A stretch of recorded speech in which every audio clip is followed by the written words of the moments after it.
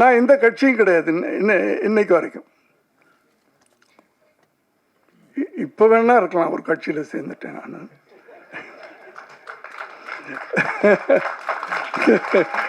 இந்த 2 வருஷத்துக்கு முன்னாடி வரைக்கும்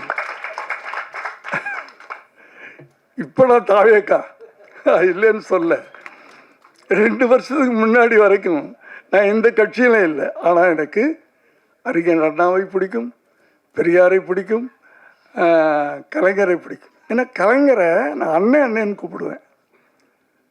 என் அண்ணனை அரெஸ்ட் பண்ணிட்டு போகிறாங்க, கஷ்டமாக இருந்துச்சு.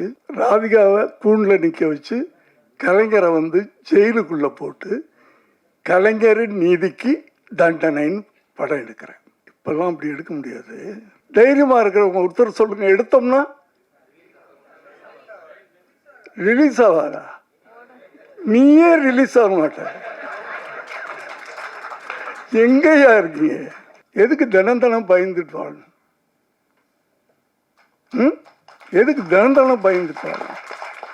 ஒரு தடவை தானப்பா சாக போகிறோம்.